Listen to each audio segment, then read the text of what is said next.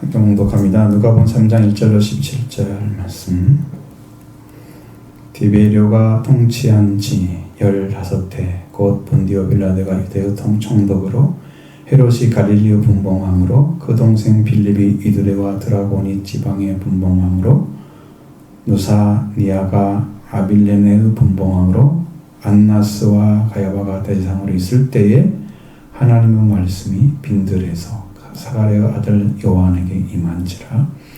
요한이 요단강 부근 각처에 와서 죄상을 받게 한 회개세를 전파하니 선지자 이사의 책에 쓴 바 광야에서 외치는 자의 소리가 이르되 너희는 주의 길을 준비하라. 그의 오실 길을 곧게 하라. 모든 골짜기가 메워지고 모든 산과 작은 산이 낮아지고 굽은 것이 곧아지고 험한 길이 평탄하여질 것이요 모든 육체가 하나님의 구원하심을 보리라 함과 같으니라.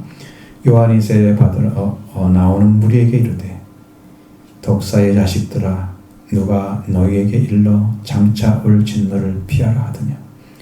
그러므로 회개에 합당한 열매를 맺고 속으로 아브라함이 우리 조상이라 말하지 말라. 내가 너에게 이르나니 하나님이 능히 이 돌들로도 아브라함의 자손이 되게 하시리라. 이미 도끼가 나무 뿌리에 놓였으니 좋은 열매를 맺지 않은 나무보다 찍혀 불에 던져지리라. 우리가 물어 이르되 그리하면 우리가 무엇을 하리이까? 대답하여 이르되 옷 2벌 있는 자는 없는 자에게 나누어 줄 것이요 먹을 것이 있는 자도 그렇게 할 것이니라 하고 세리들도 세례를 받고자 하여 와서 이르되 선생이여 우리가 무엇을 하리까 하며 이르되 부가된 것 외에는 거두지 말라 하고 공병들도 물어 이르되 우리는 무엇을 하리까 하면 이르되 사람에게서 강탈하지 말며 거짓으로 고발하지 말고 받는 금료를 족한 줄 알라 하니라. 백성들이 바라고 기다림으로 모든 사람이 요한을 혹 그리스도신가 심중에 생각하니 요한이 그 모든 사람에게 대답하여 이르되 나는 물로 너에게 세례를 베풀거니와 나보다 능력이 많으신 이가 오시나니 나는 그의 신발 끈을 풀기도 감당하지 못하겠노라. 그는 성령과 불로 너에게 세례를 베푸실 것이요 손에 키를 들고 자기의 마당을 정하게 하사 알고구모와 곡간에 들이고 죽정이는 꺼지지 않는 불에 태우시리라. 아멘. 자, 세례 요한의 세례를 공관복음에서 뭐라고 했느냐? 마태복음 3장에서는 나는 너에게 회개하기 위해서 물로 세례를 베풀거니와 회개라고 말씀하고 있습니다. 마가복음 1장에서는 죄사함을 받게 하는 회개의 세례를 전파했다고 말하고 있습니다. 오늘 본문에서도 죄사함을 받게 하는 회개의 세례를 전파했다고 말씀하고 있습니다. 공통점 회개입니다. 세례와 저는 복음은 회개를 위한 세례입니다. 오늘 본문에서 회개에 대해서 가장 정확하게 말씀해 주고 있고 그 회개를 알았을 때에 그는 회개라는 말씀을 들으면 듣고 그 말씀을 받게 되면 물세례를 받는 것입니다. 말씀으로 받는 거예요. 지금은. 그래서 회개하라는 말씀을 듣고 바로 자기가 어떤 자리에 서 있으면 나는 어디에서 돌아와야 되는지를 아는 사람은 그 자리에서 회개합니다. 내 자리가 보이기 때문에 내가 이 자리에서 지금도 주님을 구하지 않고 있었구나. 내가 죄인 중에 죄인이다. 알게 되죠. 자, 세례 요한이 회개의 세례를 전파했을 때 역사적인 사실을 증언합니다. 그때의 세례 요한이 나타나서 주신 말씀들을 증언해주고 있죠. 이 말씀에 대해서는 여러분들에게 1절로 3절의 말씀인데 읽지 않고 바로 말씀을 여러분 보시면 알죠. 디베리오 황제의 즉위가 언제냐? 율리우스력을 하지 않고 계산하지 않고 시리아의 연대 계산법으로 계산을 해서 보면 그 군주의 통치 연대를 셀루시드 시대부터 사용하는 방법에 따라 계산하는 것입니다. 시리아 연대법은 그렇게 되면 통치의 기원을 9월 내지 10월로 잡아서 1절에 따르면 15해라는 횟수가 주전 후 27년 9월 21일 이후부터 주 28년 10월 8일까지 됩니다. 디베리 왕조가 저기한 때를 계산하면 가이사 아구스토 시대에 태어나셨던 게 누가복음 2장에 나오는 아구스토 시대에 태어나셨던 예수 그리스도가 태어나신 지가 주전 4년경이라는 말이 이제 맞는 거죠. 그것이 맞는 것 같아요. 제가 횟수를 계산했을 때는 그게 맞는 것 같습니다. 그리고 빌라도가 유대의 총독으로 있을 때였다고 그랬습니다. 폰티우스 필라투스라고 합니다. 이 사람이 원래 이름이 우리나라 말로 하면 이렇게 부드럽게 빌라도라고 얘기하지만 이렇게 하죠. 본디오 빌라도라고 말을 바꾸죠. 유대, 사마리아, 이두메를 통치를 하는데 이 사람이 5번째 총독이에요. 총독 중에서. 그리고 유대 총독으로 주 26년부터 36년 사이 혹은 27년부터 37년 사이에 통치했다고 합니다. 1년이 차이가 나는 거죠. 계산을 잘못하면 그렇게 됩니다. 그래서 세례 요한이 죄사함을 받게 하는 회개의 세례를 베풀었을 때 빌라도가 총독이었습니다. 그때도 역시나 또 헤롯이 갈릴리의 분봉왕이었습니다. 갈릴리 지방만 다스리는 거죠. 그 동생 빌립은 이두레와 드라고니 지방의 분봉왕이었습니다. 루사니아가 바빌론의 분봉왕이었습니다. 여러분이 그래서 이건 4분의 1의 국토를 지배하고 있었던 제후를 가리키는 것입니다. 무슨 왕이라는 의미는 크게 있는 건 아니고 성경에서는 그걸 분봉이라고 이렇게 번역을 해놨기 때문에 사실은 제후들입니다. 다 나라가 찢어진 거죠, 4개로. 그 당시의 제사장은 안나스였습니다. 그 안나스의 장인이 가야바 장인인데 그 사람은 전 제사장이었습니다. 그때 세례 요한이 세례를 베풀고 있었던 때 그 당시의 역사적인 사실을 로마로부터 그리고 이스라엘 땅에 있는 모든 땅에 있는 사람들 그리고 종교 지도자들까지 다 알고 있는 거죠.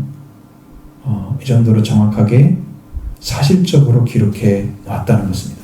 그럼 우리가 세례 요한의 세례를 받는 것도 그것이 사실이라면 지금 받는 것도 사실이었을 것이고 그러면 우리가 이 말씀을 들어서 요한이 사람을 받게 하는 회개 세례를 말씀으로 받아들이면 여러분도 물 세례를 사실로 받는 것입니다.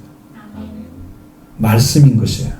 이게 여러분 이해 잘 안 되면 그 말씀 왜 말씀이라고 하는지를 이해를 해야 돼요. 그게 뭔 말인지 모르면 그게 은혜를 받을 수가 없어요. 그 말씀을 이해를 못하니까. 그러니까 그게 왜 말씀이라고 하는지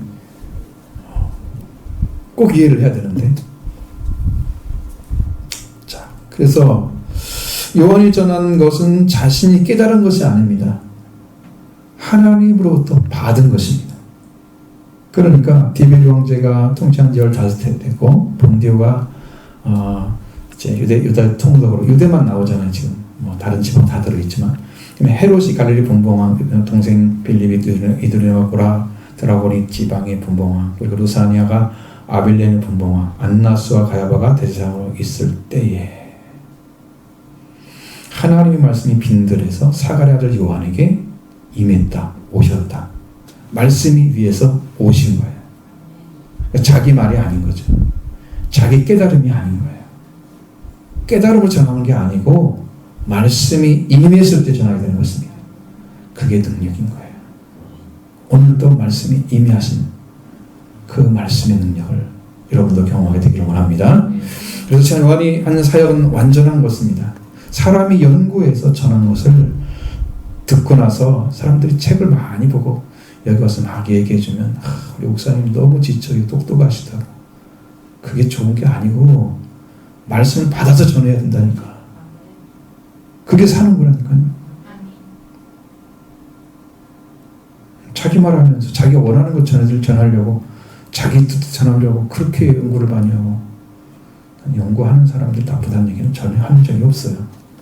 그게 중심이 아니기를 바라는 거지. 응? 그걸 듣고서도 은혜 받았다 그러고 말씀은 안 들려오고 하나님과 관계에서 회복되지 않으면 여러분 무엇을 통해서 구원받을 거예요? 그걸 회복하는 길은 임하여 말씀으로 이루어질 줄 믿습니다. 그러니까 이것은 아직도 하나님을 구하지 않고 있는 사람들은 사람의 이야기에 귀를 기울여요. 하나님을 안 구하기 때문에요. 자기가 알고 싶은 방식으로 구하는 거예요. 그래서 말씀에 대해서는 별로 관심이 없고 어떤 세상에 어떤 것들을 생각하는지 그건 대단하다고 말이에요. 왜 그렇게 눈이 멀었어요? 이게 누가 준 말을 지금 믿고 있는 거예요? 하나님한테 기쁨을 주셨어요. 하나님을 증언하니까 기쁨을 주시는 거죠. 요한 하나님부터 내려오신 말씀으로 시작돼서 완전한 말씀을 선포했다는 것을 여러분 믿으시길 바랍니다. 요한이 물로 세례를 베푼 것은 하나님의 살아있는 말씀으로 선포되었던 그 현장이었다는 것입니다. 그에게 임하신 말씀, 하나님의 구원을 보게 하는 죄사함을 받게 하는 회개의 세례였습니다. 자, 3절로 6절의 말씀 같이 봅니다. 요한이 요단강 부근 각처에 와서 죄사함을 받게 하는 회개의 세례를 전파하니 선지자 이사야의 책에 쓴 바 광야에서 외치는 자의 소리가 있어 이르되 너희는 주의 길을 준비하라. 그의 오실 길을 곧게 하라. 모든 골짜기가 메워지고 모든 산과 작은 산이 낮아지고 굽은 것이 곧아지고 험한 길이 평탄하여질 것이요 모든 육체가 하나님의 구원하심을 보리라 함과 같으니라. 아멘. 자, 요한의 세례를 받으면 죄사함을 받게 하는 회개가 이루어지는 거예요. 이 구원을 받는 자들은 이 말씀이 이루어져요. 그러니까 말씀을 들어가서 말씀으로 이루어져서 내가 죄사함을 받아야 할 존재이구나. 이것이 알아지면 이제 그리스도께 가는 거예요. 근데 내가 그런 자인 거 몰라. 내가 죄사함을 받아야 하는 자인 거 몰라. 왜? 회개를 안고 있으니까. 왜 아느냐? 지금 여기 자기가 서 있는 자리가 어딘가를 모르기 때문에 회개를 안는 거예요. 그래서 그 자리를 이 말씀을 통해서 알려주는 거예요. 선지자 이사야의 책에 쓴 바 광야에서 외치는 자의 소리가 말하는 것은 너희는 주의 길을 준비하라. 그의 오실 길을 곧게 하라 라는 말씀입니다. 너희는 주의 길을 구약에서는 뭐라고 그래요? 여호와잖아요. 준비하라. 그 준비하라는 말이 아니고 준비를 갖추어라 그런 말입니다. 예비하고 있어라. 신약에서는 그런 말이에요. 구약에서는 여호와의 길을 향하라. 향하여 있어라 이런 말씀이죠. 여기도 같은 의미란 말이에요. 이렇게 준비를 갖추고 있어라 그런 말이거든요. 준비하라 현재형이 아니에요. 갖추고 있으라는 얘기예요. 이 길이 주께서 하나님께서 오시는 길이 갖추어진 그 길로만 오신다는 거죠.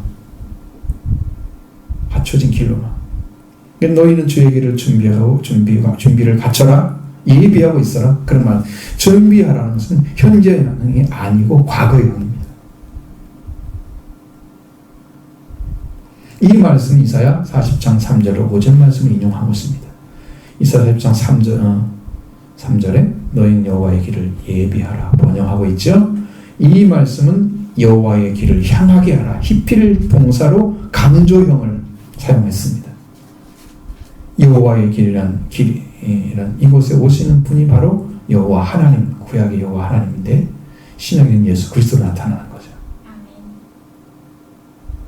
일체는 안 다루고 요즘엔 삼위만 다루는 것 같아요. 성경에서 말하는. 그래, 구약의 하나님이 신약의 하나님이 돼야 되는데 신약은 예수님 따로 있고 구약은 하나님 따로 있어. 응? 그러면 뭐 하나님이 세 분만 얘기하고 있잖아. 일체는 말을 안고 있잖아. 일체를 말하려면 여호와 하나님이 지금 예수님 나타난 거예요. 그래서 여호와의 길을 향하여 있으라고 말씀하고 있는 거예요. 그분이 하나님이시고 구약의 하나님. 자, 여호와의 길이라는 이곳에 오시는 분이 바로 여호와 하나님이라는 뜻이죠. 그래서 구약의 하나님이 오시는 길을 반드시 향하게 해야 합니다. 그래서 제사막교회가 이루어지는 것입니다. 그의 오실 길을 곱게 하라고 말씀하고 있습니다. 오실 길은 트리보스라는 단어를 사용하면은, 트리보라는 말은 문지르다는 뜻입니다. 여러분, 어떤 길을 갈 때 계속 문지르면 어떻게 돼요? 거기가 길이 나죠. 그죠? 그런 말이에요. 길을 갈고 닦았다, 그런 의미입니다. 응? 근데 이 트리보라는 단어가 밟아서 다져진 길을 말해요. 오실 길이라는 말은. 그러니까 여러분도 수없이 그 길을 다녀서 그 길로만 하나님께서 오시기를 간절히 바라는 그 길이 찾아져야 되는 거예요. 아멘. 그 길로만 오시니까. 그래서 이 말씀을 어떻게 말하고 있냐면, 잘 알려지고 잘 알고 있는 길입니다. 내가 전혀 몰랐는데 갑자기 어느 날 오셨다, 그러진 않습니다. 내가 엄청나게 그 길을 가서 엄청나게 회개하고 주의 오실 길을 만나기 위해서, 그분이 하나님께 오시는 것을 만나기 위해서 그 길을 수없이 갔어. 다녔어. 그게 회개를 통해서 간 거죠. 계속 간 것이죠. 그래서 그걸 오솔길이라. 길이 만들어지면 오솔길이 만들어지죠. 사람들이 많이 다니니까 만들어지잖아요. 오솔길이. 소로라는 의미도 있습니다. 작은 길을 사람들이 쭉 다녔어요. 그러니까 사람들이 잘 몰라. 그런데 아는 사람은 그 길을 알아. 왜? 다녔기 때문에. 그렇게 다져진 길이야. 사람 인위적으로 만들어가지고 막 크게 만든 그런 길을 말하는 게 아니에요. 그냥 사람들에 의해서 말씀을 따라서 사람들이 걸었던 그 길이 오솔길이에요. 영적인. 아브라함도 들어가고 다윗도 들어가고 다 그 길로 갔어요. 그 사람들이 다져놓은 길이에요. 근데 우리도 찾으라 이 말이죠. 그들이 걸었던 그 길을 통해서 하나님을 만나고 구원을 받았듯이 여러분도 그 길을 받으라고 말씀하고 있습니다. 이미 구원을 주신다고 약속하신 약속은 우리에게 이미 친숙하게 다가와 있는 말씀입니다. 이 하나님이 사람에게 오시는데 그 길은 이미 다져진 길로 잘 알려지고 잘 알고 있는 길이고, 그래서 오솔길을 서로로 가르치고 있는데, 이 익숙하게 다져진 길, 회개의 길, 회개를 가르치는 말씀입니다. 그 길만 메어져야, 그 길이 메어져야만이 그 갔던 길을, 옛날 우리의 선조들이 다녀서 그리스도를 만나 하나님의 구원을 받고 속죄받고 다 부활을 입고 은혜에 들어가서 영생을 얻었던 그 길을 여러분도 걸어가야 되는 거예요. 아멘. 그게 찾아지는 것이 뭐다? 그게 오실 길이라 이 말이에요. 그 오실 길을 어떻게 하라고요? 이미 준비하고 있어라 그 말이에요. 아멘. 여러분도 그 길을 가서 그분이 오시면 만나야기 때문에, 그분은 오고 우리는 가고 그걸 만나는 거예요. 하나님 나 가만히 있으니까 오세요, 그렇게 하지 않아요. 만날 준비를 한 사람은 달려가요, 그분에게. 아버지가 이미 준비해서 오시죠, 영으로 만납니다. 자, 여러분, 근데 이제 이 말씀, 회개란 말씀이 너무 많이 들어서, 그러니까 이게 다져져야 되는데 이 말씀이 여러분 마음의 중심에 다 와닿지도 않아, 별로. 그러나 그 길을 곱게 하라고 말씀하고 있습니다. 그 회개의 길이 열려져야만 구원을 주시는 분이 오시는 거죠. 여러분도 그 길로 가고, 곱게 하라는 말은 유디스라는 형용사입니다. 원래는 즉시라는 단어 있고 곧이라는 단어입니다, 이 말이. 근데 여기는 평평하다는 뜻을 가지고 있습니다. 곱게 하라는 것은요, 평평한 길을 만들어라.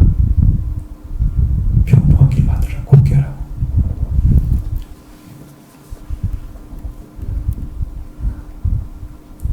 그가 오신다는 그 길은 울퉁불퉁하지만 그 길을 평탄하게 만들어라. 왜? 이 길로 하나님 오신다고 말씀하고 있습니다. 이렇게 되는 길이 길이 바뀌어지는 것이 곧 회개를 가리키는 것입니다. 자, 여기에서 모든 골짜기가 메워지고 모든 산과 작은 산이 낮아지고 굽은 것이 곧아지고 험한 길이 평탄해질 것이라고 말씀하고 있습니다. 이 모든 골짜기는 사람의 죄성에 속해 있어서 도저히 빠져나올 수 없는 상태에 있는 자를 가리킵니다. 그래서 죄에 속한 사람들 얘기합니다. 죄성, 죄에 속하 있는 사람들. 그러니까 죄인이 다 들어가죠. 죄에 속한 자들은 다 들어가요. 이 땅에 안 들어간 사람이 없겠죠? 다 거기에 골짜기에 다 들어가 있습니다. 평평해야 그분이 오시는 걸 볼 텐데 골짜기에 들어가 있으니까 보이지 않죠. 평평하게 오시는 분이. 안 보이죠? 만날 수가 없습니다. 이 길이 다 메꿔져야 됩니다. 골짜기가. 그럼 어떻게 돼요?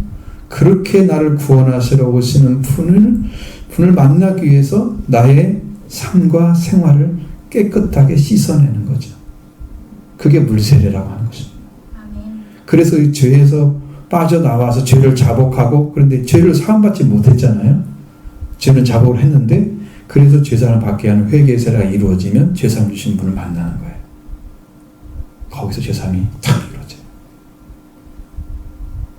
여러분에게 지금 오고 있습니다. 그 속에서 헤매어 살아가는 그 사람들이 나오는 길이 회개를 통해서 알게 됩니다. 그리고 우리가 요한이 전파하는 죄사함 받게 하는 회개의 세례를 말씀으로 듣고 이 말씀에 순종하는 자는 지금 물세례를 받고 있는 것입니다.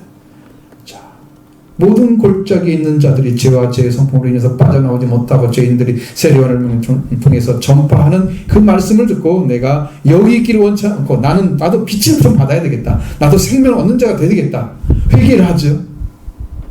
그러면 그때 죄사함을 얻게 하는 회개의 세례가 이루어져서 죄사함을 주신 분을 만나게 하십니다. 아멘. 이걸 발견하지 못하면 여전히 골짜기 안에 들어가 있는 거죠. 사람이 성품을 가리키는 말이 단어 자체가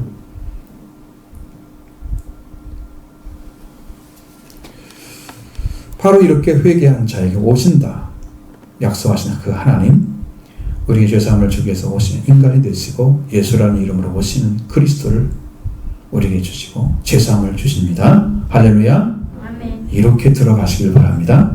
모든 산과 작은 산이 낮아져야 합니다. 산은 평지보다 높은 곳이잖아요. 항상. 그렇죠? 그는 높아져 있습니다. 무엇 때문에 사람이 높아져 있습니까? 하나님이 그에게 없기 때문입니다. 하나님을 아는 자는 겸손한 자리에 있습니다. 하나님을 모르는 자는 교만한 자리에 있습니다. 그래서 높은 산인 거예요. 작은 산인 거예요. 나는 그래도 괜찮아, 겸손하기는 해. 그래도 그게 작은 산인 거예요. 회개하지 않고 겸손한 것은 다 산이에요, 산. 그러니까 말씀에 순종하지 않고 이제 보세요. 무엇이 문제인가 보세요. 그래서 겸손한 자, 하나님을 아는 자에게 은혜를 베푸시죠. 겸손한 자에게는 은혜를 베풀어 주시고 죄사함을 주시고 구원을 주십니다. 높은 산과 작은 산은 교만함입니다. 이 교만이란 자신의 자리를 잃고 하나님 앞에 겸손하게 엎드릴 수가 없는 자들을 가리키고 있습니다. 하나님 만나서 죄사함을 받으려면 낮아져야 되는 거죠. 그래서 평지가 되게 하신다고 말씀하셨습니다. 그것의 세례 요한을 통해서 베푸시는 죄사함을 받게 하는 회개의 세례, 바로 회개를 통해서 낮아지는 거예요. 우리의 성품이 하나님과 하나님 말씀 앞에 겸손해서 순종해서 말씀을 따르고 싶어 하는지를 보십시오. 진심으로 따르기를 원하십니까? 우리들의 마음에서 하나님 말씀을 따르고 싶어서 하는지를 보시면 그걸로 알 수 있습니다. 그래서 우리의 성품이 하나님 말씀을 따르지 않고 싶어하는 생각과 마음이 있다면 그는 충분히 자신이 교만한 자리에 있다는 걸 알고 있어야 됩니다. 생각과 다르게 나의 삶은 말씀과 다른 삶을 살고 있습니다. 이질적인. 이게 하나가 되지 않고 살고 있는, 말씀과 일치를 못 이루고 살고 있는 이 삶 자체가 아주 이질적인 거예요. 원하긴 하지만 받아들이지 못하는 이질적인 삶을 가지고 있는 거예요. 하나가 된 것처럼 살지. 그런 성품들이 높아져 있는 것입니다. 하나님보다 더 높은 자리에 서서 교만하기 때문에 하나님이 보이지 않습니다. 그를 구원하러 겸손하게 오시는 예수가 보이지 않습니다. 높은 산이죠. 작은 산이죠. 다 낮아져야 됩니다. 평지가 되야 됩니다. 하나님께 가까이 가고자 하는 마음이 없이 하나님 말씀을 듣지만 그저 이해하는 수준에 따르고자 하는 것, 높은 산에 속해 있건 작은 산에 속해 있는 거예요. 이 산이 낮아져서 평지가 된다면 그 사람에게 하나님께서 오셔서 죄사함을 주십니다. 이 회개가 세례요한의 회개인 거예요. 죄사함을 받게 하는 회개 세례입니다. 또 굽은 것이 굳어지고 험한 길이 평탄해지는 것이 회개입니다. 이 굽은 것은 패역한 성품을 가리키는, 구부러진 성품을 가리키는 거죠. 이 패역했단 말은 삐뚤어졌다 하는 말입니다. 모든 것을 바라볼 때에 똑바로 보지 않습니다. 항상 비판의 눈으로, 나쁜 것으로, 옳지 않은 것으로 뭔가 저기서 이렇게 좀 제가 여러분을 말씀드렸잖아요. 언젠가. 그렇죠? 제가 하나님을 바라보는데 꼭 그렇게 봤습니다. 이러고 옆으로 정면을 봐야지 그분을 본 거죠. 그걸 나한테 보여줬어요. 그래서 하나님, 제가 정말로 잘못했습니다. 용서달라고. 그리고 어느 날부터 딱 돌아섰는데 하나님을 정면을 보고 있었습니다. 삐뚤어진 사람은 옆으로 보는 거예요. 뭐라고 저게? 말씀 순종 않죠. 그냥 적당한 위치에 놔두고요. 자기는 다른 길을 걸어가요. 그 찾을 때 말씀을 안 찾고요. 자기 생각으로 찾다가 말씀이 이게 되면 어차피 한 번 듣고 그런 나머지는 다 버려요. 이 패역한 성품이 굽은 것이에요. 말씀을 들을 때 정면으로 중심을 다해 들으시기 원하면 그게 된다고 하면 여러분 찾고 있는 거고요. 그렇지 않으면 구부러지는 거예요. 굽은 거예요. 회개해야 됩니다. 그래서 주님 만날 수가 없습니다. 패역한 성품이지. 이 패역이라는 단어는 도리어 어긋나고 순리를 거스른다는데 이게 비뚤어진다는 것입니다. 반듯하지 않고 한쪽으로 기울어져 있다는 것입니다. 마음이나 성격 등이 바르지 않다는 거예요. 자, 우리는 올바른 자리에서 정확하게 우리를 구원하고 오시는 하나님이신 예수 그리스도를 볼 수 있는 자리에 있으면 우리의 구원자 이심을 알게 됩니다. 영접하게 되어 속죄를 받는 자리에 돌아온 것입니다. 그 사람의 속죄가 이런 일로 믿습니다.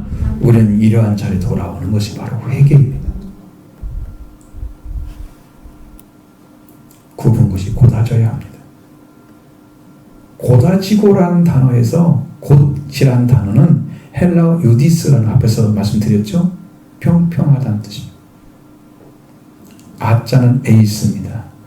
평평한 방향으로 곧아지고라는 말은 굽은 것이 곧아지고라는 말은 비뚤어진 평평한 방향으로 가는 걸 말합니다.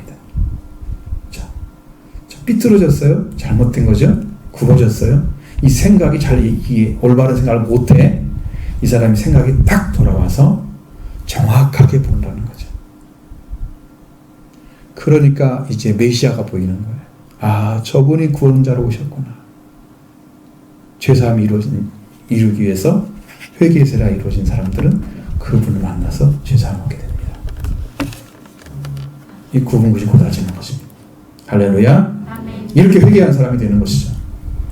우리 마음에서 하나님의 말씀이나 하나님을 대할 때 비뚤어진 시선을 가지고 보는 사람들, 하나님의 말씀을 봐도 비뚤어진 시각을 보게 됩니다.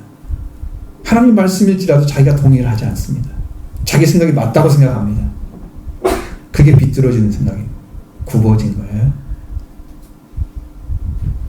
그 이 사람은 굽은 것은 비뚤어진 성품은 소유자이기 때문에 진실하게 돌아와서 우리를 구원하러 오신 하나님 예수 그리스도를 만나는 것입니다. 거기에서 속죄함이 이룰 줄로 믿습니다. 회개는 이렇게 중요한 거예요. 이걸 하지 않으면 안 됩니다. 험한 길이라는 것은 평탄하지 않고 울퉁불퉁한 길을 말합니다. 이 길은 거친 성품을 가리키고 있습니다. 성품이 거칠다 말하면 말과 행동이나 성질이 온순하지 않고 난폭하다는 말입니다. 이 행동, 말이 있죠. 그냥 성질이 난폭해서 막 견딜 수 없는 사람 있잖아요. 이 난폭한 성품이 있다면 그러한 성품을 가진 자는 우리 속죄주 그리스도가 오지 않습니다. 그 속에는 오지 않습니다. 그 사람에게. 이렇게 굽은 것이 곧아지고 험한 길이 평탄해질 것이라는 말씀은 이런 성품으로 돌아와서 평평하게 되고 평탄해졌을 때 그리스도가 속죄자로 오신, 하나님이 속죄자로 오신 그분을 만나게 하시는 거죠. 이게 회개인 것입니다. 이 회개를 하시기 바랍니다. 이 말씀을 듣고 이 원한세를 받으시는 성도가 되기를 원합니다. 이 말씀을 듣고 내가 서 있는 곳이 보이면, 이 자리에서 발견된 자가 되었으면 그를 붙잡고 진지하게 내 죄를 고백하는 게 들으시도록 자신을 내어주고 회개하시기 바랍니다. 이 말씀을 붙잡고 회개한 사람 반드시 그리스도와 속죄함을 주십니다. 이건요, 정말로 하나님께 내가 기도를 해봤을 때 하나님은 얼마나 가난하신 분인지 몰라요. 왜 가난한 자에게 천국을 주시겠어요? 하나님께 내가 조금만 잘해도 하나님 기뻐하세요. 아주 작은 것만 순종해도 기뻐하세요. 가난하세요. 그래서 가난한 자에게 복음을 전파되는 거예요. 아주 조금만 순종했는데 하나님은 이렇게 크게 보신단 말이에요. 너무너무 자상하신 분이죠. 근데 여러분이 조금만 마음을 돌리면 하나님은 바로 은혜를 주실 건데, 마음은 조금 더 쓰면 바로 돌아서는데 그걸 못하고 있단 말이에요. 하나님 그걸 보고 있어요. 여러분 안에서. 마음만 조금만 돌이켜보세요. 반드시 여러분의 심령 안에 찾아오셔서 은혜의 길로 인도해 주실 줄로 믿습니다. 아멘. 확실합니다. 이것은 너무 확실한 거예요. 아멘.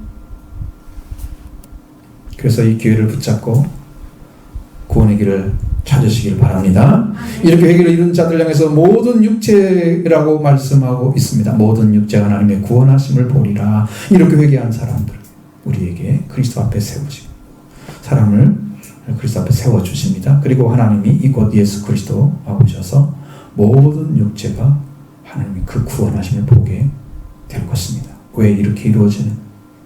바로 우리의 구원이 이렇게 이루어져야 하기 때문에. 이렇게 해서 육체가 되는 거예요. 육체라고 하는 것은 성령이 떠난 자를 가리키는 겁니다. 사람들은요, 다 성령이 없는 사람들이에요. 하나님이 죄 가운데 있는 자들에게 성령을 부어주지 않습니다. 그러니까 거짓 선지자들이 나타나면 그들이 아무리 선지자는 그렇다고 권능을 행하고 귀신을 쫓아냈다, 별짓 다 했다 그래도 주님은 모르십니다. 그게 성령이 아니고 그리스도의 포피도 아니에요. 구원이 안 됐어요. 근데 다 한단 말이죠. 그 바로 육체입니다. 육체이기 때문이에요. 그런데 회개한 사람, 앞에서 말씀드린 것처럼 이렇게 골짜기, 산, 험한 길, 평탄, 굽은 것 다 평탄하게 되고 평지가 되고 이렇게 변화돼서 이렇게 찾은 사람들을 향해서 육체라고 하는 것은 이 사람들은 구분됐다는 것입니다. 하나님의 성령을 받을 자로 구분이 된다는 거죠. 육체가 됐다는 거죠. 노아 시대 때 성령이 떠났습니다. 노아가 나타나기 직전에 사람이 다 뭐가 됐어요? 육체가 되어버렸어요. 그리고 하나님의 성령, 여호와의 영, 성령이 떠났습니다. 이걸 다시 주시려고 하는 육체라고 또 하시잖아요. 그러면 여기 속죄받기 위해서 회개한 사람들 육체라고 하는 것은 이게 성령을 주시려고 하는 대장을 육체라고 구분한 거예요. 사실은 모든 사람이 다 육체예요. 영이 없어요. 성령이 계신 분이 없어요. 누가 언제 구원받고요? 성령 받았어요? 그거 없잖아요. 그러니까 모든 사람이 육체죠. 근데 왜 여기 육체가 하나님의 모든 육체가 부르는 여기 돌아온 사람들이 가리키는 거예요. 지금. 영은 없지만 그 말씀의 소망을 가지고 돌아온 자들을 향해서 육체라고 했습니다. 그러면 이 은혜를 다시 베풀어 주기 위해서 하나님께서 그 길로 오십니다. 그리고 이 은혜 그 구원을 받으시고 성령의 확증을 받으셔서 새 언약에 이루어지게 하십니다. 그 길까지 다 예비해 놓은 거예요. 지금. 요한의 세례에서 뭐가 나와요?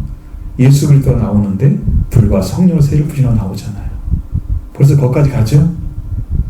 요한의 세례를 시작했는데 불과 성령 세례까지 가죠? 이 범위가 어디예요? 성령 받는 데까지 가는 거예요. 그게 범위예요. 구원의 길은. 자, 그럼 요한이 세례를 받으러 오는 무리를 향해서 이렇게 말합니다. 7절로 9절을 보시죠. 요한이 세례를 받으러 나오는 무리를 이럴 때 독사의 자식들아 누가 너에게 장차올 진노를 피하라 하더니 그러므로 회개에 합당한 열매를 맺고 석으로 아브라함이 우리 조상이라 말하지만 내가 너에게 이르나니 하나님의 능히 이 들들러도 아브라함의 자손이 되게 하시리라. 이미 도끼가 나무 뿌리에 놓였으니 좋은 열매 맺지 않은 나무마다 찍혀 불에 던져지리라. 아멘. 자, 요한이 세례받으러 오는 무리를 한 말씀은 이 독사의 자식이라고 먼저 향했죠. 독이 들어있는 자식들. 여기서 말하는 이게 원어로 보니까 살무사, 독사 그렇게 번역을 했습니다. 이 독사의 자식이라는 것은 독을 가진 인간을 가리킵니다. 예수님도 마태복음 23장 33절에서 바리새인과 서기관들을 향해서 뱀들아, 독사의 새끼들아, 독사의 자식들아, 똑같은 단어예요. 새끼나 자식이나 우리말만 번역이 다른 거예요. 너희가 어떻게 지역의 판결을 피하겠느냐? 피할 수 있다는 거예요, 없다는 거예요. 독사의 자식들이라는 것은 이미 여기서도 지금 임박한 진노를 피하려 한다 그랬잖아요. 이게 지옥의 판결이랑 같은 거예요. 죽음을 가리키는 겁니다. 피할 길이 있다는 거예요? 없다는 거예요? 없다는 거예요. 근데 누가 피하려 했어? 그런 복음 들은 적 있어? 그런 말 들은 적 있어? 라고 묻는 거예요. 왜 뱀들이라고 했습니까? 그들은 악하고 회개하기를 싫어하는 사람들 향해서 뱀이라고 말합니다. 성품을 가리키는 거예요. 우리가 뱀의 성품을 가지고 있습니다. 악하면서 잘못을 깨닫지 않아. 회개하기를 싫어해. 나 그냥 산대로 그냥 살게 놔둬. 멸망받아도 괜찮다는 거죠. 지금 아이들이 그렇잖아요. 내 생각도 살게 놔둬. 내 인생은 내 거야. 네 거지만 마지막에는 하나님이 다 처리를 하실 거니까 네 것이 아닌 거지. 네가 살고 있어도 네 것이 아닌 거지. 그럼 하나님 손 안 대도 되지. 네 것이면 네가 어디 가든지 상관없잖아. 사람의 말이 독이 있다는 말씀은 여러분 알고 계시죠? 하나님의 말씀은 영으로 옵니다. 그러나 인간의 말은 육으로 옵니다. 예수님은 요한복음 6장 63절에서 살리는 것은 영이니 육은 무익하니라. 내가 너에게 말은 영이요 생명이라고 말씀. 예수님의 말씀이 영이고 생명인 거예요. 이게 시대에 뒤떨어진 말이 아니라 최상의 말입니다. 하나님 나라는 언제나 새로운 나라입니다. 거기서 나오는 말씀은 언제나 새 것입니다. 그러니까 하나님께서 예수님 통해 주시는 말씀은 다 새 것인 거예요. 이 땅의 말이 옛 말인 거예요. 시대가 바꾼다고 상관없어요. 그 언어가 바뀐다고 신조어가 나온다고 이게 문제가 아닌 거예요. 다 옛말에서 조금씩 배양된 것들이에요. 자기들이 알아서 쉽게 만들어버린 것들이에요. 하나님과 상관없는 게 하나님 말씀이 아니잖아요. 말씀이 곧 영이다. 그러니까 육은 무익하다고 하십니다. 인간의 말입니다. 하나님 말씀이 비견되는 인간의 가르침을 말하고 있는 거예요. 아담과 그 아내를 하나님께 말씀에서 떠나게 했던 뱀이 가졌던 말이고 사탄이 준 말이죠. 뱀이 그걸 가지고 사탄이 준 말을 사람에게 넣어서 결국은 그 말을 받아들인 사람은 하나님을 떠나게 하고 인간은 죽음에 이르게 만들었습니다. 이렇게 사람을 죽이기는 하도 살릴 수가 없는 말을 가진 자가 뱀이잖아요. 독사의 새끼들이잖아요. 오늘 인간의 말을 줘가지고 세상에 살 사람 하나도 없습니다. 도를 깨달았다. 아무리 까다로워봤어요. 피 없이 들어가는 구원은 없는 것입니다.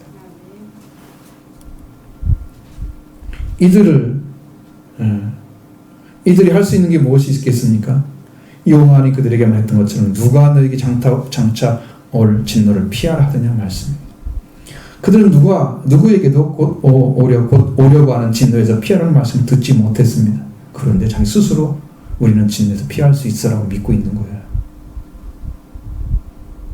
자신들의 죽음과 저주에서 벗어난 것처럼 생각하고 있는 거예요.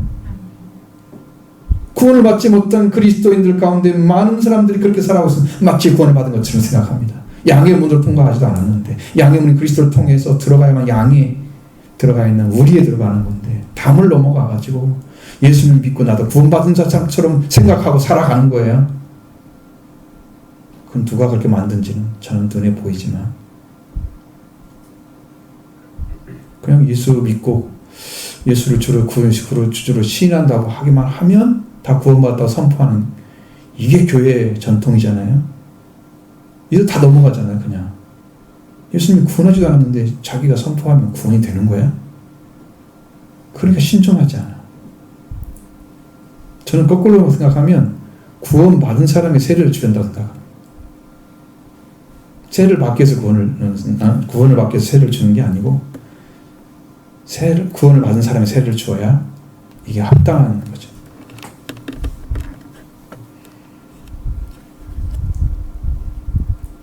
양의 문을 통해서 우리에 들어가야만 구원인데, 양인데, 예수 그리스도 양인데 그에 들어가지 않으면 다 물러먹어갑니다. 절도의 강도죠.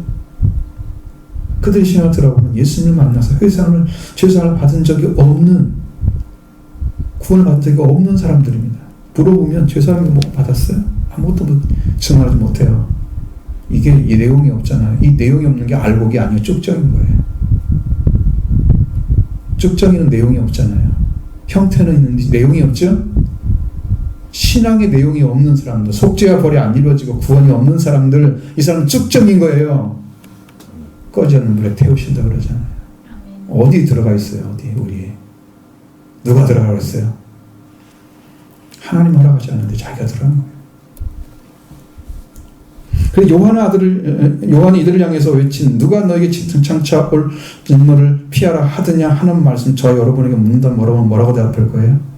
닥쳐올 진노는 피할 길이 없습니다. 이미 구원받은 것처럼 생각하는 이들의 마음에는 회개와 합당한 열매를 맺는 대신에 속으로 아브라함을 주장이라고 생각하지 말라고 합니다.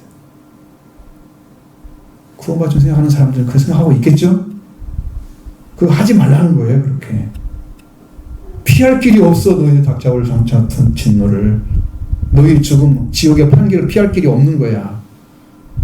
그러니까 속으로 아브라함이 우리 조상이라고 생각하지 마. 아브라함처럼 믿음 갖지도 않았으면서 아브라함 조상이라는 그 자부심 하나로 서 있는 자들을, 껍데기만 가진 자들을 향해서 이야기하고 있는 것입니다. 분명하게 알 수 있는 것은 이 말씀은 맺어야 할 열매는 회개에 합당한 열매입니다. 속죄를 받고 부활되신 예수님을 알면 영원히 하나님과 관계가 회복해야 되는 이 자리에 서 있는 거잖아요. 우리가 그러기 위해서 회개를 통해 주장하신 분에게 나가는 물세례를 받아야 되잖아요. 그럼 받았으면 그분을 만나서 열매를 맺어야죠. 속죄 부활이 이루어져야죠. 그래서 우리는 이미 믿는 가정이기 때문에 우리는 다가올 진노 다 피했을 거야. 유대인들 생각하는 사고 가지면 안 됩니다. 우리가 몇 대 자손인데 우리는 다 구원 받았어. 그런 말 하면 안 됩니다. 그러면 저쪽에 있는 사람도 돼요. 그쪽에 그 교주는 뭐라고 그러면 나를 통해 태어난 자식들은 무지하다 그래요. 그래가지고 지금 그런 사단을 가지고 있잖아요. 자, 그 사람들이 예배 드릴 때 그 교주의 아들이 총을 가지고 있는 거 봤어요. 앞에 여기 간대상인데 총을 들고 있어요. 내가 총을 쏴도 나는 무지하다. 난 덤빌라 덤벼봐라. 이게요, 보통 수학한 게 아니에요. 한 사람도 예수 그리스도를 영접하지 않고는요, 구원할 수 없습니다. 누가 구원시킵니까? 이미 믿는 자이기 때문에 우리가 다가올 진노를 죽음을 죽지 않는다 생각하는 것은 버려야 됩니다. 영접하는 자에게만 주신 하나님의 자녀의 권세입니다. 이 땅, 자기 땅에 오면 자기 백성이 영접이 아니었습니다. 그 땅에 왕이 오셔도 영접하지 않은 자들, 곧 다가올 진노를 피할 길을 주셨겠습니까? 누가 줬어요? 그러니까 하나님은 돌들로도 아브라함 자손을 일으킬 수 있다고 말씀하고 있습니다. 아브라함 자손 하나님이 세우신 것입니다. 하나님을 떠나면 하나님 주신 그 신앙의 믿음의 자리를 다 잃어버리게 되는 거예요. 그러나 아브라함의 혈통은 이어지고 있습니다. 그래 아브라함이 입은 신앙은 속죄와 부활을 입은 거예요. 제가 이번에 또 발견했어요. 아브라함이 부활까지 갔다는 걸 알았어요. 창세기를 통해서 알았다니까. 그게 놀라웠어요. 그러니까 이렇게 놀라운 애를 입었기 때문에 그 길을 걸으셨구나. 근데 그 자리에 서 있어야 하잖아요. 후손들이면. 속죄와 벌을 입고. 그런데 아브라함이 우리 선조야 그런 거 아무것도 안고 있어. 껍데기만 가지고 있어. 그러니까 이게 쭉정이들이잖아. 삭개와 같이 회개한 자들이 아브라함의 자손인 거예요. 아멘. 또 도끼가 뿔에 놓여 있다고 말하고 있습니다. 이것은 나무를 찍어버리는 파멸을 예고하고 있는 거예요. 회개에서 합당한 열매를 맺지 않는 자들, 곧 좋은 열매를 맺지 않는 자들은 찍어 불에 던져지리라. 좋은 열매를 맺지 않는 자들, 요한은 세례를 받지도 않고 태에서부터 성령 충만한 요한, 빈들에서 하나님 말씀을 받고 저 사람밖에 회개 외치는 그 말씀을, 회개할 말씀을 받아들이지 않고 있는 자들, 타락한 본성으로만 살아가는 자들 불에 던져질 것입니다. 그러나 좋은 열매를 맺지 않은 나무마다 이렇게 말씀하신 거잖아요. 이 말씀은 반드시 좋은 열매를 맺어야 한다는 것입니다. 확실하게 부담을 주고 있습니다. 우리 급하다는 뜻입니다. 이거 안 하면 멸망당한다는 뜻입니다. 이 길밖에 없다는 것입니다.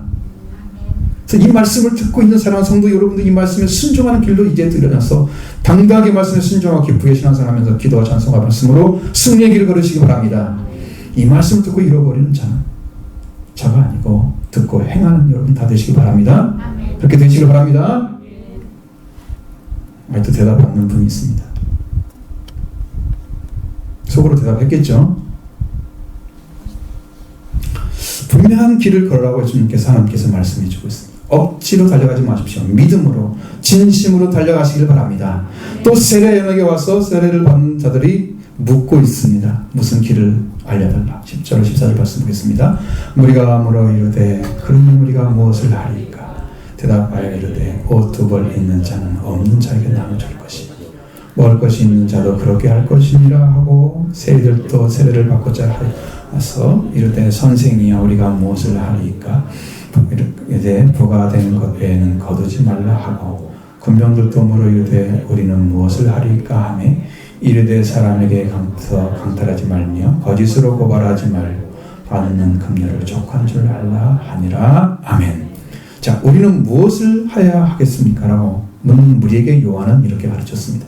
옷 두 벌 있는 자는 없는 자에게 주고 먹을 것 있는 자도 그렇게 해라.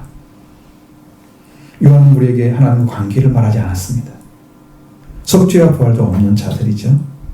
근데 이들에게 옷 두 벌이 있는 자는 옷 없는 자에게 나눠주라. 먹을 것도 없는 자, 그들에게 있는 자는 먹을 것을 나눠줘라. 이웃을 사랑하는 거예요.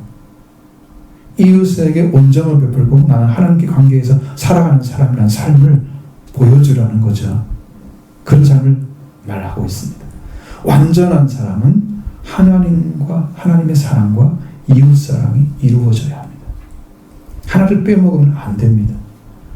우리 한국 사람들은 하나님의 사랑에는 굉장히 매진하는데 이웃 사랑이 없는 사람이 많습니다. 하나님께 은혜 받고 이렇게 살아서 이렇게 살아서. 그런데 뭐 이웃하고 어떤 관계 맺고 있어? 원수 맺고 있잖아. 지금도 하나 안 풀잖아. 원한도 안 풀고 그대로 있잖아. 뭐가 변한 거야? 근데 어떤 사람은 하나님 관계는 별로 중요하게 안 하고 사람들에게만 베푸는 거 사랑으로 나눠지 뭐 교회가 이렇게 좋은 일을 하고 있어. 사람들 인칭 좋게 하고 구원과 무슨 상관이 있습니까? 이 두 가지 같이 이루어져야 됩니다. 이게 노아 방주를 짓는 재료예요. 이거 안 가진 사람들은요, 주님 마지막 노아 시대가 될 거라고 했잖아요. 그 방주에 들어가면 살아요. 근데 방주에 안 들어간 사람들은 지금도 하나님 사랑과 이웃 사랑을 못 깨닫고 들어오지 않는 사람들, 회개하는 거 하나. 회개가 재료의 시작입니다. 아는 사람들은요, 다 예수님 볼 때 망합니다. 잘 아셔야 돼요.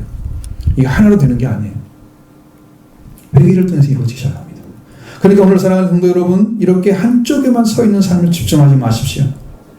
먼저 하나님을 사랑하는 사랑이 회복되기를 원합니다. 어떻게 해요? 회개를 통해서 사랑이 태어날까지 기도하시고 진심으로 거짓 없이 사랑할 때까지 여러분 하나님께 나가셔야 됩니다. 이렇게 이루어져야 됩니다. 이때 나눠 먹는 거예요. 그러니까 하나님 사랑을 가지고 있다면서 이웃 사랑을 하지 않는다면 그게 거짓말이라고 성경이 얘기하잖아요. 그게 요한 1서의 말씀인 거예요. 네가 하나님 사랑을 가지고 있다면서 이웃에서 배고파 주고 궁핍한데도 돌봐주지 않는다 이 말이잖아. 지금 그 말을 하고 있는 거잖아. 하나님 사랑이 없는데 주라는 얘기가 아니잖아요. 그럼 뭐가 먼저예요? 자, 세례 받으러 온 무리들을 향해서 세례들을 향해서 새들이 와서 하는 말이 선생님 우리가 무엇을 해야 합니까? 라고 물었습니다. 부과된 것 외에는 거두지 말라고 했습니다. 부과된 것 외에 거두는 것은 백성에게 미움받는 대상이 되어서 사회적인 죄인이 되어버릴 만한 일입니다. 세금을 거두면서 자신의 욕구를 채웁니다. 부과된 세금을 거두면은 세금 외를 더 거두게 되면은 그걸 거둬서 인마의 포켓을 했기 때문에 그들에게는 원성이 자자합니다. 백성들에게. 그렇게 백성들이 힘든 삶을 살 수밖에 없는 생활 속에 그 생활이 반복되니까 사람들이 뭐라 그래요? 창기와 똑같이 여겨버렸단 말이에요. 세리들을. 그래서 사회적인 죄인이 있단 말이에요. 그거 하지 말라. 너희 그런 속도로 살면 안 되지. 군인들에게 물었습니다. 군인들도 와서 묻습니다. 우리는 무엇을 해야 합니까? 요한은 군인들에게 강탈하지 말며 거짓을 고발하지 말고 받는 일을 족한 줄 알라고 했습니다. 군인들은 세리와 함께 다니면서 강탈을 일삼고 거짓으로 고발하고 급료가 적어서 함께 살아가는 힘들게 살아가는 그 생활의 어려움을 채웠습니다. 그렇게 해서 요한은 너희가 그런 생활을 멈추고 급료를 그러니까 월급이죠. 그게 우리 뭐 주범이 된 거 그런 거죠. 제도적으로 받는 그 급료를 족한 줄 알라. 아무리 적어도 그걸로 만족하고 살아라. 그렇죠. 이 문제는 모두가 속죄와 부활의 능력신의 삶이 예수님 만나야 되는 문제이죠. 자, 백성들이 바라고 기다림으로 모든 사람이 요한을 혹 그리스도신가 중에 생각을 했다고 말씀하고 있습니다. 15절로 17절 보겠습니다. 백성들이 바라고 기다림으로 모든 사람이 요한을 혹 그리스도신가 심중에 생각한 요한이 모든 사람에게 대하여 이르되 나는 물로 너에게 세를 베풀거니와 나보다 능력이 많으신 네가 오시나니 나는 그의 신발끈을 끌기도 감당하지 못하겠노라. 그는 불과 성령과 불로 세례를 주실 것이요 풍의 키를 들고 자기의 타당마당을 정하게 하사 알고 부모와 곳간에 들이고 죽정이는 꺼지지 않는 불에 태우시리라. 아멘. 백성이 바라고 기다린 것은 메시아 그리스도였습니다. 그들에게 필요한 그리스도를 기다렸습니다. 그래서 이렇게 많은 각 분야의 백성들에게 많은 영향력을 행사하고 있는 요한이 그리스도인가 심중에 생각을 하게 됐다 이 말이죠. 이 생각했단 말은 디알로기조마이라는 단어인데 이건 뭐냐면 약간 부정적인 의미로 사용합니다. 뭐냐면 일시적인 움직임에 의해서 좌우되는 마음으로 생각했다 그런 말입니다. 요한이 영향을 미치니까 사람들이 요한에 대해서 굉장히 좋게 생각한단 말이에요. 이분이 하나님 보내신 그리스도인가 이렇게 생각할 정도로 마음이 어떤 일시적인 일에 의해서 움직여서 그걸 그 마음으로 생각을 결정했다는 뜻입니다. 계시를 받아서 요한이 그리스도라고 생각한 게 아니고 마음에 그렇게 생각했다는 거죠. 떨리는 마음으로 우리도 좀 구원을 받고 싶고 그렇죠. 근데 뭐 그들이 원하는 구원 메시아는 다르기 때문에 좀 다른 의미이지만 어쨌든 그렇게 메시아를 기다리고 있다가 요한으로 착각할 수도 있을 정도로 된 것입니다. 근데 그래서 세례 요한이 사람들이 응답해야만 합니다. 그는 자기가 물로 세례를 베풀고 있다고 말했습니다. 물은 곧 말씀입니다. 죄사함을 받게 하는 회개를 이루게 하는 세례였습니다. 그 물 안에 들어가면 온몸 다 씻어지지요. 세례를 받을 때 그리고 나오면 깨끗해지는 거잖아요. 이것은요 옛 생활을 씻는 것을 말합니다. 그리고 그리스도를 만나게 되죠. 그러면 이제 속 사람이 죄사함을 받는 거예요. 그러니까 물세례는요 겉생활을 깨끗하게 하는 거예요. 그래서 사람들에게 나는 하나님께 믿고 있어. 그러니까 옷두벌 있는 자 없는 자에게 주고 이렇게 되는 거예요. 이런 거 하라는 거죠. 그래도 물세례는 그렇게 나오는 거예요. 이해가 되시죠? 확실하게 다르죠? 물세례와 그리스도 세례는 다르죠?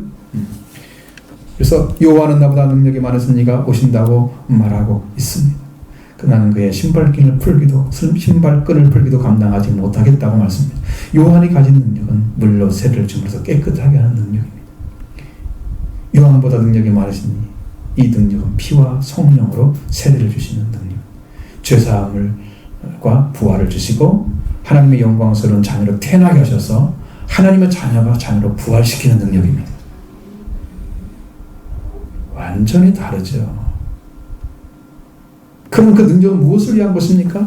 하나님의 잃어버린 자녀를 회개시켜서 하나님 자녀로 태어나게 하셔서 다시 하나님과 올바른 관계를 만들어서 영적인 성장을 위해서 구원을 이루는, 그걸 위해서 주시는 능력, 그걸 위해 사용하는 능력이에요. 그러므로 물로 세례를 주는 세례 요한에게 주신 회개는 아주 큰 능력입니다. 왜? 성경이 말씀하고 있는 것처럼 여자가 낳은 자 중에 요한보다 큰 자가 일어남이 없도다. 그 큰 자를 통해 나타난 능력입니다. 예수 그리스도께서 주시는 능력은 생명을 다시 태어나게 하시고 자라게 하시고 구원하시는 능력입니다. 그러니까 하나님께 돌아서게 하는 회개의 능력은 여자가 낳은 자 중에 가장 큰 자가 가진 능력이에요. 돌아서게 하는. 이게 대단한 거죠. 그건 자기가 했나요? 안 그러잖아. 하나님 주신 말씀을 했잖아. 자기가 아니죠? 네, 자기가 아닙니다. 그래서는 신발끈을 푸는 종이 있습니다. 자, 그가 예수님의 신발끈을 풀기도 감당할 수 없다고 말하고 있죠? 신발끈을 푸는 자는 종입니다. 종. 그러니까 종은 주인이 돌아오면 그가 대야에다 물을 가지고 와서 신발끈을 풀고 발을 씻는 일을 했습니다.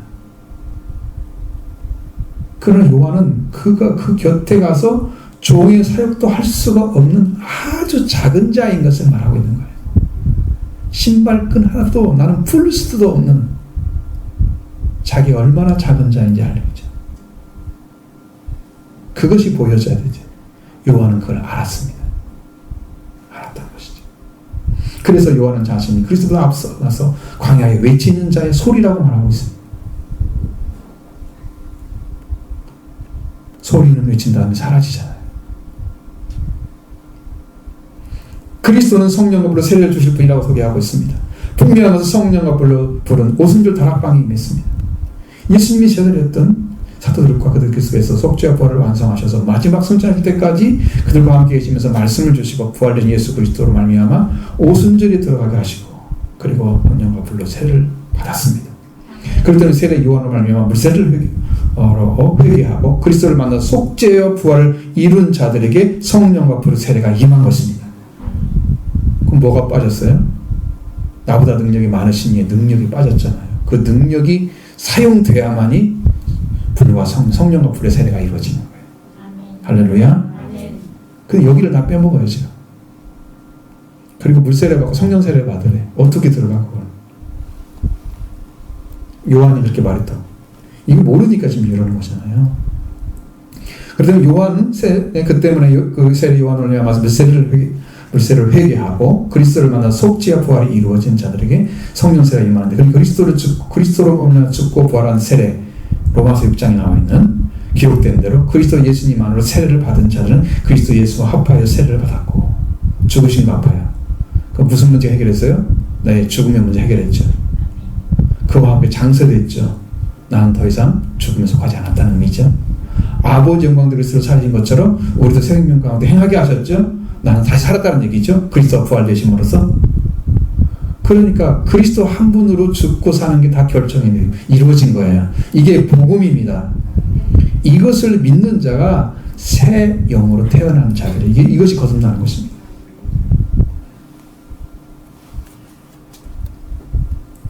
죄의 문제와 사망의 문제를 완전하게 그리스도 앞에 세례를 통해서 해결해 주셨습니다. 이 그리스도를 함께 받는 세례, 즉 그리스도의 죽음과 합한 세례를 받는 자들은 그리스도의 부활과 같이 우리는 새 생명 가운데서 신앙생활을 하게 됩니다. 영이 새로워졌잖아요. 태어났잖아요. 그러니까 우리는 새 아기죠. 그래서 하나님 나라를 바라보고 눈이 떠 있어요. 거듭난 자는 거듭나지 않으면, 너희가 거듭나지 않으면 하나님 나라를 볼 수 없느니라. 볼지 못하죠. 눈 떠 있어요. 거듭난 자. 자, 그렇게 돼서 그리스도 부활과 같이 우리 생명 가운데 신앙생활 하는 자가 돼서 그리스도의 세례가 완성된 자들에게 성령과 불의 세례를 주실 것을 말씀하고 있습니다. 이렇게 성령을 받은 자가 열매가 되는 거예요. 자, 성령을 받는 것은 구원의 약속이고 완전한 하나님의 인치심입니다. 이건 내 거야 라고 찍은 거죠. 성령을 주시는 거예요. 요한은 그리스도는 추수하는 분이라고 말씀하고 있습니다. 손에 키를 들고 계신다고 했습니다. 타작마당을 정하게 하신다고, 깨끗하게 하신다고 말씀합니다. 알고 구모와 곡간에 드리고 쭉정이는 꺼지 않는 불에 태우실 분이라고 말씀하고 있습니다. 알고 구모와 곡간에 드리십니다. 알곡으로 표현된 것은 회개에 합당한 열매, 좋은 열매를 하나님 나라에 들어갈 성도들입니다. 회개에 완전하게 이루어져서 속죄와 부활 그리고 성령 받은 데까지 이루어진 자들을 가리킵니다. 이 쭉정이는 알곡과 같이 농사를 지을 때 자랐던 곡식이었으나 마지막에 열곡이 되지 못하고 쭉정이가 되었습니다. 여러분 곡식을 심어서 처음에 씨앗을 심죠. 곡식의 씨앗을. 그 다음에 싹이 나오죠. 그 심은 곡식이 자라고 드디어 꽃이 피는데 꽃이 피어서 수정이 이루어지게 되면 열매를 맺기 시작합니다. 언제 문제가 생길까요? 여러분 이게 자랄 때 아주 연약하게 자란 것들은 열매도 거의 못 맺잖아요. 신앙생활을 말씀으로 그냥 열심히 살아서 영적인 그 은혜를 굉장히 많이 받아서 하늘에 속한 것들을 많이 받아서 튼튼하게 성장해 가야 되는데 메마르게 아주 작게 성장했다면 이게 열매 못 맺죠. 쭉정이 맺습니다. 이런 사람들. 신앙생활 열심히 하는 사람들. 적당히 사는 사람 다 쭉정이 맺습니다. 그 다음에 쭉정이 맺는 사람들 누구냐? 자, 열매를 맺는데 열매를 맺기 위해서 수정이 지금 필요하잖아요. 곡식이 이제 꽃이 피게 되면 그러면 수정이 돼서 결정이 되는데 열매를 맺을 때 충실한 곡식이 되는 것은 병이나 벌레나 그의 기상요건에 의해서 해를 입지 않아야 됩니다. 그러나 그때 어떻게든 해를 입게 되면 쭉정이가 되고 맙니다. 여러분 뭐 벼 같은 거 쓰러진 벼들은 많이 안 연글죠. 그래서 절반짜리 반쪽 짤이 나오잖아요. 다 못 익은 거죠. 왜? 구부러져가지고 이미 영양분이 안 들어가야 해를 입었잖아요. 병이 있어봐 여기 썩어서 여기서 올려줘야 할 영양분을 못 들어가요. 그래서 쭉정이 되는 거죠. 그렇게 되는 거죠. 그리고 이렇게 해서 문제가 생기면 그들은 다 완전한 열매가 안 맺어집니다. 알곡이 되려면 심겨진 곡식이 보호되고 철저하게 열매인데 충실한 시간이 지나게 되면 열매가 맺어집니다. 열매가 연결해서 완전한 알곡이 되죠. 알곡이라는 사전적 의미를 보니까 쭉정이나 잡곡이 섞이지 않은 곡식으로 알곡식이라는 뜻입니다. 알곡이란 말은 영적으로는 죄의 유혹과 사탄의 공격과 더불어 세상에 속해 있는 삶에서 모든 시험을 믿음으로 이긴 자들입니다. 세상이 공격을 하잖아요. 말씀을. 죄가 막 들어오잖아요. 사탄의 죄. 사탄이 막 공격을 하잖아요. 저도 얼마 전에 사탄이 공격을 해서 싸웠습니다. 그때 내가 이제 목사님 전화가 왔는데 목사님 사탄이 공격을 했대요. 어떤 공격을 했나? 나하고 다르더라고. 목사님은 하나님이 주신 은혜를 못 믿게 했대요. 사탄이 와가지고 여기서 이스라엘 못 믿게 하더래요. 여러분 생각까지 조정하는 걸 아셔야 돼요. 사탄이 불신을 갖고 있잖아요. 사탄이 지배하고 있는 거예요. 그래서 나는 이미 예수 그리스도가 오셔서 나의 주인이시다. 난 하나님의 아들이다. 라고 고백하니까 도망쳤어요. 그렇게까지 믿는 자들까지 그런 자들도 공격을 해요. 택한 자들도 공격을 해요. 사탄. 얼마나. 근데 이런 삶을 다 이기고 믿음으로 승리한 자들이 알곡이 되는 거예요. 그냥 들어가는 게 아니에요. 그래서 그리스도 안에서 자신의 삶을 살기 위해서 삶을 희생하고 그리스도와 함께 산 자들은 영원히 하나님의 나라 그 곳간에 들어가는 건 당연한 것입니다. 이 세상에서 불을 태우면 연소가 나면 끝나잖아요. 그럼 불도 꺼지죠. 근데 쭉정이는 모아서 꺼지지 않는 불에 태우시겠다는 거예요. 어떻게 꺼지지 않는 불이 될까? 쭉정이는요, 껍질만 있고 속에 알이 들어있지 않는 등의 곡식의 열매를 가리키는 겁니다. 겉모습은 신앙생활을 하는데 그 신앙의 내용이 없습니다. 앞에서 말씀드렸죠. 그 내용이 없습니다. 열정은 있는데 열정이 자기중심적 열정이야. 성령이 주신 열정이 아니야. 주님 안에서 주어진 믿음으로 주어진 열심이 아니야. 그러니까 자기는 열심히 하는데 안에 내용은 없는 거야. 뭐만 나타나? 봉사로 나타나지. 열심히 봉사하고 이것도 하고 저것도 하고 그랬는데 알면 속에 아무것도 없어. 껍데기만 있는 거지. 쭉정. 신앙생활 오래 하고 그랬다고 해서 알곡이 되는 것이 아니에요. 쭉정이들이 너무 많다는 거죠. 어떤 성도는 알곡이 되기 위해서 기도하는데 쭉정이는 기도하지 않습니다. 내용을 채우는 일을 하지 않는다는 거예요. 잘 들어보세요. 알곡이 되고자 해서 성경을 읽습니다. 그 말씀을 받아들여서 영적인 것을 찾아내려고 찾아가는데 이 사람은 성경도 읽지 않습니다. 쭉정이 됩니다. 하나님을 찬송하는 생활을 하는 게 기꺼이 가고자 하는데 이 사람은 찬양 생활을 아주 멀리합니다. 세상의 노래로 막 꽉 차 있겠죠. 신앙생활에서 내려주시는 예수 그리스도의 복음으로 죄와 죽음에서 해방이 되고 생명의 능력, 성령의 능력을 지배하는 것을 구하지 않습니다. 그래서 쭉정이는 죄와 사망이 그대로 있지요. 주님의 생명으로 채우지 않은 자들, 꼭 그리스도가 열매가 그리스도의 생명인데 그 생명을 얻는 길을 제대로 걷지 않아서 그들은 쭉정이 되고 말았습니다. 이들은 껍데기만 있는 거예요. 알맹이가 없는 것입니다. 신앙생활을 했다는 표현이 있는데 신앙생활이 이루어진 그리스도의 복음이 안에 이루어지지 않은 자들이에요. 그래서 죄와 사망을 가진 자들이 죽이기 위해서 불러 태웁니다. 하지만 영혼은 죽지 않기 때문에 계속 태우는 거예요. 죄로나 사망을 가진 그 영혼이 죽지 않기 때문에 계속 태웠는데 태우는데 또 죽지 않아. 그래서 계속 태워야 하잖아요. 그래서 영원토록 꺼지지 않는 불 연못에 들어가는 게 지옥입니다. 그 성경은 꺼지지 않는 불이라고 얘기합니다. 지옥의 불은 꺼지지 않습니다. 이곳에서 그 영도를 태울 것입니다. 쭉정이를. 근데 여러분들은 쭉정이가 되어서 이곳에 들어가서 영보를 받으시겠습니까? 알곡이 되어서 하나님의 영광을 누리는 아들이 되겠습니까? 결정하셔야 됩니다. 적당히 살지 마십시오. 이제는 이 말씀을 들었으니 여러분 회개하고 제대로 열매 맺는 믿음의 자녀가 되기를 원합니다.